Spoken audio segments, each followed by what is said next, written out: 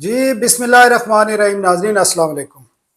ناظرین، ایران اور اسرائیل کی جنگ ختم ہو گئی الحمدللہ۔ اس سے ہم نے کیا سبق حاصل کیے یہ آپ کو آج ہم بتائیں گے، خاص کر مسلم امہ کو اس سے کیا سبق حاصل ملا ہے، کیا سبق ملا ہے، یہ آپ کے ساتھ ہم شیئر کریں گے۔ کے پی حکومت علی امین گنڈا پور کے جو معاملات ہیں وہ میں نے گزشتہ روز بھی بتایا تھا کہ سنبھل نہیں پا رہے ہیں، اور پورا سوشل میڈیا جو پی ٹی آئی کا ہے آج وہ یہ ڈیمانڈ کر رہے ہیں کہ علی امین مستعفی ہوں۔ اور اس میں ایک اور ڈیولپمنٹ بھی ہیں بہت ساری، وہ بھی آپ کے ساتھ شیئر کریں گے۔ کل کیا ہونے جا رہا ہے، علی امین کی ملاقات کس سے طے ہو گئی ہے، اس کے ساتھ یہ بھی آپ کو بتائیں گے کہ آج پورا دن علی امین سپریم کورٹ میں کیا کرتے رہے، اور کس طرح وہ اپنے آپ کو جو ہے لائل ثابت کرنے کے لیے آج سپریم کورٹ پہنچے ہیں۔ اس پر بات کریں گے، ساتھ بات کریں گے جو پارلیمنٹ ہے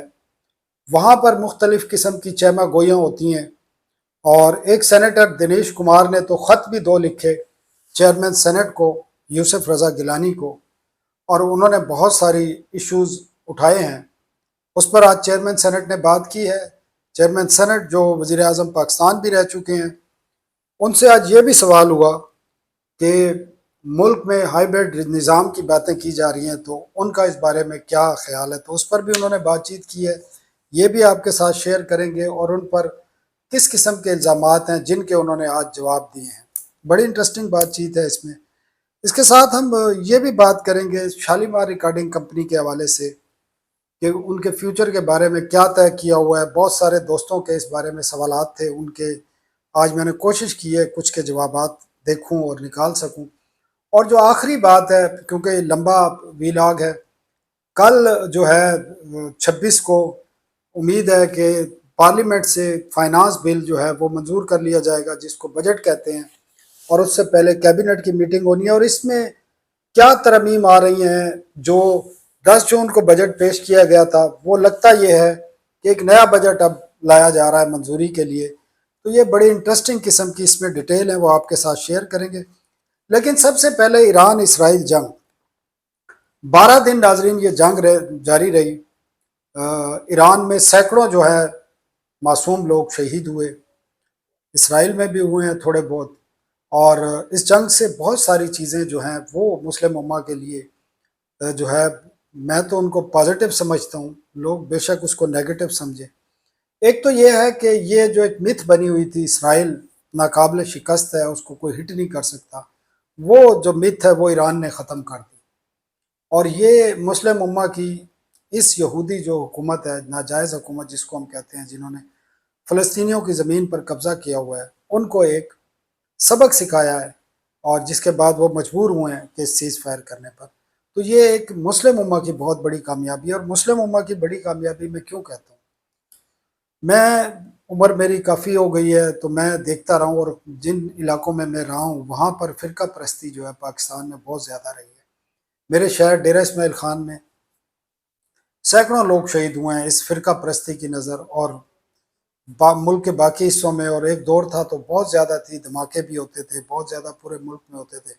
اور یہ وبا صرف پاکستان میں نہیں تھی۔ آپ دیکھ لیں ایران اور سعودی عرب کے درمیان، یا خلیج کے جو باقی ممالک ہیں، قطر ہو گیا، یو اے ای ہو گیا، سعودی عرب ہو گیا، اور ایران ہو گیا، عراق اور ایران کے ایشو ہو گئے، باقی شام میں اور لبنان میں جو کچھ ہوتا رہا، تو یہ پوری مسلم امہ ڈیوائیڈ تھی مختلف فرقوں میں، سنی ہیں، بریلوی ہیں، شیعہ ہیں، اس کے علاوہ اہل حدیث ہیں، اس میں تقسیم تھے سارے کے سارے، آج بھی ہیں، میں یہ نہیں کہتا کہ نہیں ہے، لیکن اس جنگ کے بعد یہ شاید پہلی دفعہ ہوا ہے کہ اسرائیل کے جو حملے تھے ان کی سعودی عرب نے بھی مذمت کی، قطر نے بھی کی، یو اے نے بھی کی، عمان نے بھی کی، باقی ممالک نے بھی کی، پاکستان نے تو کی۔ تو یہ پہلی دفعہ ہوا ہے کہ سب لوگ یہ اکٹھے کھڑے، اور انہوں نے مذمت کی، اور بڑی پرزور مذمت کی، اور جو مختلف انٹرنیشنل فورم ہے وہاں پر بھی آواز اٹھائی۔ تو یہ بھی نہیں ہوتا تھا پہلے، تو یہ بھی نہیں تھا۔ اور پاکستان میں جو ایک فرقہ پرستی ہوتی تھی جو بہت کم ہو چکی ہے، وہ اس جنگ کے دوران کہیں نظر نہیں آئی۔ تمام فرقے اس بات پر متفق تھے، ایران پر جو حملہ ہے اس کو مسلم امہ پر حملہ قرار دیا، اس کی مذمت کی، اور سب جو ہے یکجا نظر آئے، تمام جس طرح حکومت کر رہی تھی باقی لوگ بھی چاہے وہ سنی ہیں، شیعہ ہیں، بریلوی ہیں، دیوبند ہیں، اہل حدیث ہیں، سب نے ایک زبان ہو کر اس کی مذمت کی۔ اور صرف یہاں نہیں ہوا، یہ جو انڈیا نے جارحیت کی پاکستان کے خلاف، اس میں بھی یہی ہے۔ اب اگر یہ ساری سازش یہود نصارہ کی، جو ہمارا ایک ایمان ہے کہ وہ کرتے ہیں مسلمانوں کے خلاف، سازش تھی جو شاید امریکہ سے شروع ہوئی، اسرائیل اور انڈیا سارے اس میں اگر یکجا تھے، تو پھر اس کے مقابلے میں اس تمام مسلم امہ نے مل کر، میں آج بھی کہہ رہا ہوں، اگر پاکستان نے بھارت کو شکست دی اس 4 دن کی جنگ میں، جو 6 اور 7 مئی کو اور 10 مئی کو ہوا، تو وہ پاکستان نے تو اکیلے اس چیز کو تو لڑا، لیکن مسلم امہ ساری ساتھ تھی، مسلم امہ کی عوام ساری ساتھ تھی۔ اور اگر ایران پر جس طرح پاکستان پر حملہ کیا بھارت نے، اسی طرح اسرائیل نے ایران پر کیا، تو اس وقت بھی ایران نے یہ شکست اکیلے نہیں دی، ایران کے ساتھ پوری مسلم امہ کھڑی تھی، پورے مسلم امہ۔ اور حیرانگی کی بات ہے، سعودی عرب بھی کھڑا تھا، قطر بھی کھڑا تھا، قطر جس پر حملہ بھی کیا امریکی اڈوں پر، وہ بھی ساتھ کھڑا تھا، یو اے بھی کھڑا تھا، باقی ممالک بھی کھڑے تھے۔ تو یہ میں سمجھتا ہوں کہ یہ ایک بلیسنگ ہے مسلمانوں کے لیے کہ یہ جنگ تو ہوئی، لیکن اس میں نقصان بھی ہوا، اور اس نقصان کا نتیجہ سمجھو یا اس جنگ کا نتیجہ سمجھو کہ مسلم امہ میں کہیں نہ کہیں پہلے سے بہت بہتر زیادہ، مجھے کم از کم، نہ صرف حکومتوں کے درمیان بلکہ ان کی عوام کے درمیان وہ بھی جو ہے ایک یکجہتی اور جو ہے وہ ایک یک زبان اور ایک ہی موقف کے ساتھ نظر آئے۔ تو یہ میں نے کم از کم یہ چیزیں محسوس کی۔ دوسری خبر ناظرین، وزیر اعلیٰ کے پی علی امین کی ہے۔ آپ کو پتہ ہے کہ وہ انہوں نے بجٹ پاس کیا اور ان کو شدید تنقید کا نشانہ بنایا جا رہا ہے کہ انہوں نے بانی P T I Imran Khan سے مشاورت کیے بغیر بجٹ پاس کیا اور جلدی پاس کیا، اور سوشل میڈیا پر جو پی ٹی آئی کا سوشل میڈیا ونگ ہے یا ان کے جو فالوورز ہیں، وہ علی امین گڈھاپور کے خلاف ایک پوری جو ہے مہم چلا رہے ہیں، اور یہاں تک ڈیمانڈز کی جا رہی ہے کہ وہ مستعفی ہوں۔ اور پریشر کا ان کو سامنا ہے، دباؤ نظر آیا آج ان کا واضح، ان کے چہرے پر، ان کے تمام چیزوں پر نظر آیا، اور انہوں نے اس کو سازش قرار دیا۔ انہوں نے کہا کہ یہ ان کے خلاف اور ان کی حکومت کے خلاف سازش ہو رہی ہے، اور اس سازش میں وفاقی حکومت انہوں نے کہا چاہتی تھی کہ وہ ہم بجٹ پاس نہ کریں اور وہ فائنینشیل ایمرجنسی لگا دیں، اور انہوں نے کہا کہ عمران خان کی یہ سوچ کے خلاف ہے، عمران صاحب اگر چاہتے کہ اسمبلی توڑنا چاہتے ہیں تو وہ مجھے حکم کر سکتے ہیں اور میں 1 منٹ میں جو ہے اسمبلیاں توڑ سکتا ہوں۔ تو یہ باتیں تو انہوں نے کی ہیں، اور انہوں نے یہ بھی کہا ہے کہ عمران خان کو کوئی مائنس نہیں کر سکتا، ہم نے وہی کرنا ہے جو عمران خان کہیں گے۔ اور آج وہ صبح صبح جناب سپریم کورٹ پہنچ گئے، اور سپریم کورٹ میں وہ سیدھا جو ہے جسٹس منصور علی شاہ کی عدالت میں پہنچے، اور بغیر کسی نوٹس کے، بغیر کسی اس کے، انہوں نے ان کی ڈائس پر کھڑے ہو کر انہوں نے ان سے درخواست کی کہ ان کو عمران خان سے ملنے کی اجازت نہیں دی جا رہی، عدالتی فیصلوں کی خلاف ورزی کی جا رہی ہے۔ اور عمران خان نے انہیں کہا کہ وہ سپریم کورٹ، جسٹس منصور نے ان کو کہا کہ وہ چیف جسٹس پاکستان کے آفس یا رجسٹرار سے رابطہ کریں اور وہاں سے بات کریں۔ اس کے بعد انہوں نے ایک آئینی درخواست جمع کرائی ہے سپریم کورٹ میں 183 کے تحت، جس میں ان کا موقف ہے کہ عمران خان سے ان کی ملاقات پر پابندی عائد ہے، اور اس کو انہوں نے بنیادی طور پر چیلنج کیا ہے، اور انہوں نے کہا کہ ملاقات کی اجازت نہ دینا آرٹیکل 9، 10A اور آرٹیکل 19 کی جو خلاف ورزی ہے۔ انہوں نے کہا بجٹ کی مشاورت کے لیے انہوں نے ان سے ملاقات کرنا ضروری تھی، سپریم کورٹ عدالتی احکامات پر جو ہے وہ عمل درآمد کرائے۔ یہ ان کا مختصر سا ایشو تھا، اور 183 کے تحت آپ کو پتہ ہے یہ آئینی پٹیشن بن جاتی ہے۔ اب اس آئینی پٹیشن کو کب سنا جائے گا، کب دیکھا جائے گا، یہ ایک لمبی باتیں ہیں۔ اس میں جو سوشل میڈیا دے رہا ہے وہ ڈیفرنٹ قسم کا ایک ویو پوائنٹ دے رہا ہے کہ یہ غلط پٹیشن دائر کی گئی ہے شاید، یا یہ پری پلان پٹیشن دائر کی ہے، اور سب کچھ یہ ہو رہا تھا۔ تو اسی دوران ایک جو ڈیولپمنٹ ہوئی ہے کہ اب انہیں کل ملاقات کی جو ہے اجازت کا مطلب یہ ہے کہ جو لسٹ جاری ہوئی ہے کل کی ملاقات کی، اس میں علی امین کا نام شامل ہے۔ تو بجٹ منظور ہو چکا ہے 5 دن پہلے، آج جو سپریم کورٹ میں گفتگو بھی ہوئی، تو وہاں ایک صحافی نے ان سے سوال کیا کہ آپ انتظار نہیں کر سکتے تھے، آپ نے 5 دن پہلے ہی بجٹ منظور کر لیا۔ تو اس پر علی امین نے ان صحافی کو کہا کہ آپ مجھے مشورہ دے رہے ہیں یا ڈائریکشن دے رہے ہیں، اور میں سمجھتا ہوں، انہوں نے کہا کہ میرے خلاف سازش ہو رہی ہے اور ہم عمران خان کو جواب دیں ہیں، اور میں نے ان کی سوچ کے مطابق ہی بجٹ پاس کرایا۔ اگر بجٹ پاس نہ کراتے تو وفاقی حکومت گورنر راج اور یا فائنینشیل ایمرجنسی لگانے کا پلان کر کے بیٹھی تھی، تو ان کی حکومت کے خلاف اور ان کے خلاف سازشیں ہو رہی ہیں، یہ انہوں نے کہا۔ لیکن یہ ڈیولپمنٹ ہو گئی ہے ناظرین، اب کل ان کی ملاقات کی منظوری آ گئی ہے،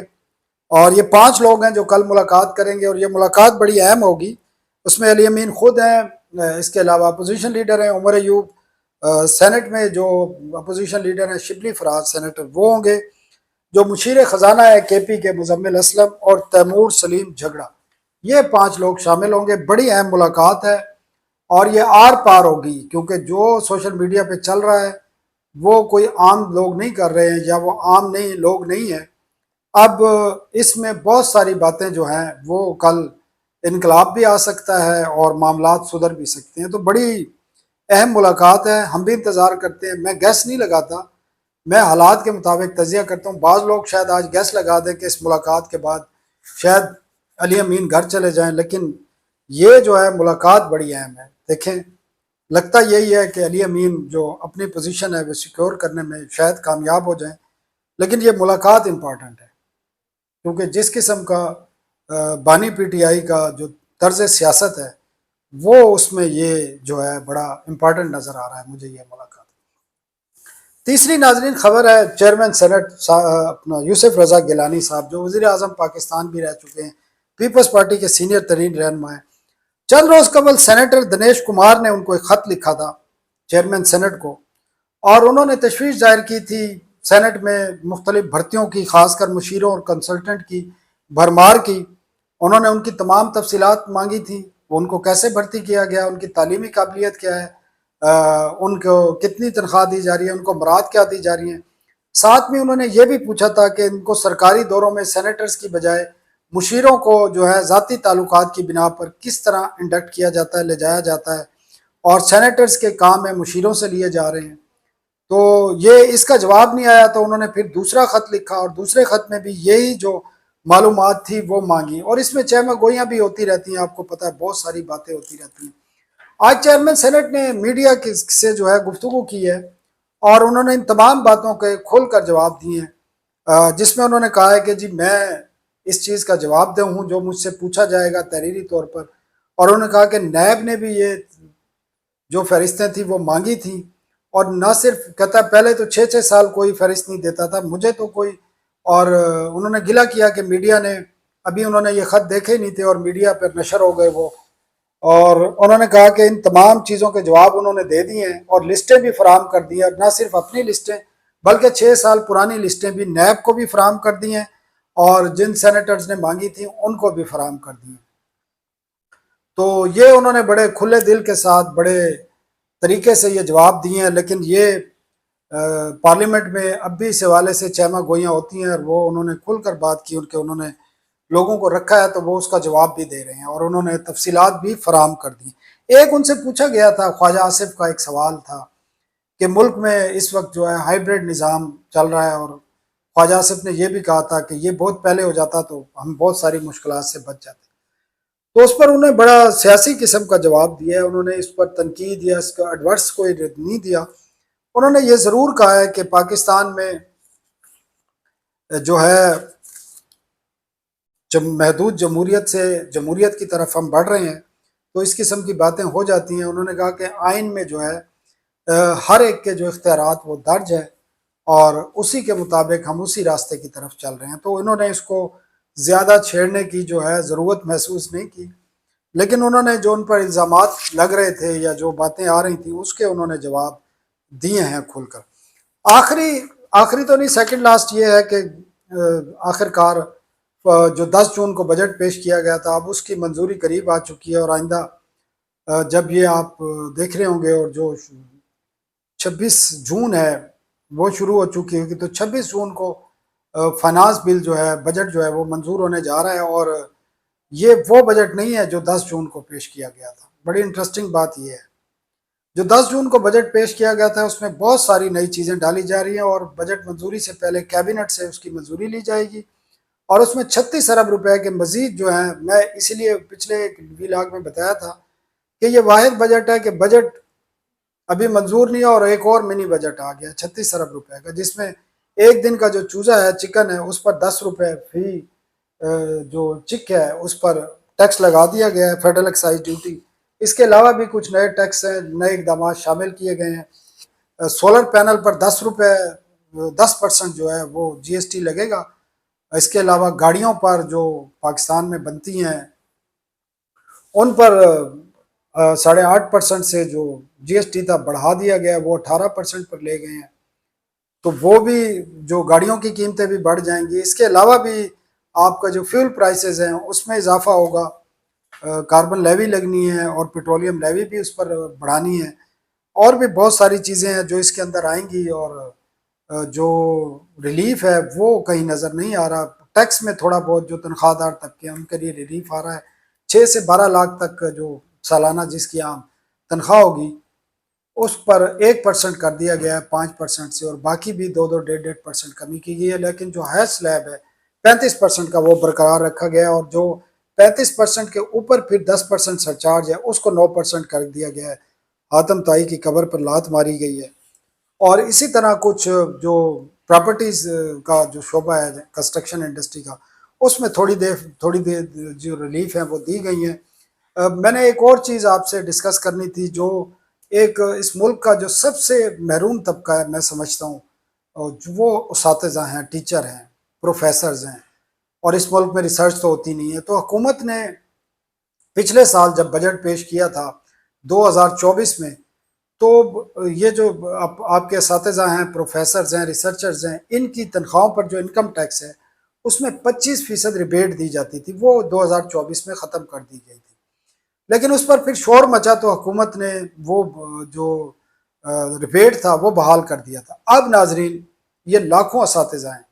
اور یہ وہ اساتذہ ہیں جو 18-19 گریڈ کا موٹر سائیکل پر یا سائیکل پر یا بس کی پر لٹک کے جا رہا ہوتا ہے، اور اس ملک کا جو 17 گریڈ کا اسسٹنٹ کمشنر ہے وہ 3-4 گاڑیوں کے پروٹوکول کے قافلے میں پھرتا ہے۔ یہ اس ملک کی حالت ہے کہ ان کو 25%، ایک تو ریسرچ نہیں ہوتی اس ملک میں کیونکہ اتنے وسائل ہی نہیں ہے، 25% ان کی تنخواہ پہ انکم ٹیکس پہ ریبیٹ تھا۔ وہ بڑی کوشش کی گئی، اور تھوڑے سے معمولی سے پیسے ہیں، وزیر خزانہ نے، حکومت نے اس پر ضد پکڑی ہوئی تھی، اس کو نہیں ختم کیا، اور وہ جو ریبیٹ ہے وہ بحال نہیں کیا، اس کو ختم کرنے جا رہی ہے حکومت 1 جولائی سے، اور اساتذہ کو مزید ڈسکریج کیا جا رہا ہے۔ پہلے اس ملک میں ایجوکیشن کا برا حال ہے، اب اس فیصلے سے مزید جو ہے جو اساتذہ ہے اس میں بددلی پھیلے گی، ٹیچنگ کا معیار آپ کا گرے گا، اور ریسرچ تو ہوتی ہی نہیں ہے خیر سے اس ملک میں۔ تو یہ ہونے جا رہا ہے۔ یہ آخری خبر ہے ناظرین شالیمار ریکارڈنگ کمپنی کی، کیونکہ یہ دوستوں کی کچھ ڈیمانڈ تھی۔ عدالت نے ناظرین اس کو وائنڈ اپ کرنے کے لیے لیکوڈیٹر مقرر کرنے کی منظوری دے دی ہے، اور اس کا جو پروسیس ہے وائنڈ اپ کا وہ اب شروع ہو جائے گا، اور ایس سی سی پی اس کو کرے گی۔ جو وزارت اطلاعات ہے، جو اس کی کنٹرولنگ وزارت ہے، اس کا ایک ڈیفرنٹ موقف ہے۔ وہ کرنے کیا جا رہی ہے؟ آپ کو پتا ہے کہ وہ ایک شالیمار ریکارڈنگ کمپنی میں ایک انگریزی کا ایک انٹرنیشنل چینل لانچ کرنے جا رہی ہے حکومت، اور آپ کو پتا ہے ماضی میں یہ جو جنرل فیض تھے DGISI، ان کا پروجیکٹ تھا، اور اس کے لیے یہاں عمارت بھی گرائی گئی تھی، اور ایک انڈس ٹی وی اور ایک اور ٹی وی چینل تھا، آپ شاید وہاں کی انویسٹمنٹ کو ادھر شفٹ کیا گیا تھا، جس میں آفتاب اقبال بھی تھے، اور کچھ اور لوگ جو انڈس سے فارغ ہوئے تھے ان تمام کو بھی وہاں انڈکٹ کیا گیا تھا۔ لیکن وہ پروجیکٹ کے لیے 10 ارب روپے کی رقم تھی، وہ پروجیکٹ بعد میں پھر آپ کو پتا ہے عدم اعتماد کی تحریک آ گئی، اور وہ پروجیکٹ مکمل نہ ہو سکا۔ اب اس کو دوبارہ شروع کیا جا رہا ہے، اور اس کی وجہ یہ بتائی گئی ہے، کیونکہ میری وزیر اطلاعات سے بات ہوئی تو انہوں نے کہا جی جو حالیہ جنگ ہوئی پاکستان اور بھارت کے درمیان، اس میں بہت زیادہ ضرورت محسوس کی گئی کہ پاکستان کا انگلش کا، انگریزی کا کوئی چینل ہوتا اچھے لیول کا، معیار جس کا اچھا ہوتا، تو وہ کم از کم بہت بینیفٹ ہوتا۔ اور میں ان کی بات سے اس ایگری کرتا ہوں کہ کم از کم پاکستان کا پرائیویٹ سیکٹر میں نہ صحیح سرکاری شعبے میں کم از کم ایک اس قسم کا انگریزی کا چینل ہونا چاہیے کہ ہمارا جو بیانیہ ہے، ہمارا ویو پوائنٹ ہے انٹرنیشنل ایشوز پر، ریجنل ایشوز پر یا ڈومیسٹک ایشوز پر، وہ جو باہر کے سامعین ہیں جو اردو نہیں سمجھتے کوئی اور زبان نہیں سمجھتے، انگریزی سمجھتے ہیں، ان کے لیے کم از کم ایک معیاری چینل ہونا ضروری ہے۔ اس کے لیے ناظرین طلعت حسین جو ہے وہ کنسلٹنسی کر رہے ہیں اور وہ فری آف کاسٹ کر رہے ہیں۔ یہ بھی وزیر اطلاعات نے کنفرم کیا ہے کہ وہ رضاکارانہ طور پر یہ کام کر رہے ہیں۔ یہ پی ٹی وی ورلڈ کو شفٹ کیا جائے گا ادھر، اور یہ بھی وزیر اطلاعات نے کمٹمنٹ دی ہے کہ شالیمار ریکارڈنگ کمپنی کے جو ملازمین ہیں ان کو وہ تنہا نہیں چھوڑیں گے، اور ان کے جو کیا کہتے ہیں ڈیفالٹ کی رقم ہے 2 ارب روپے، انہوں نے کہا وہ بھی حکومت جو ہے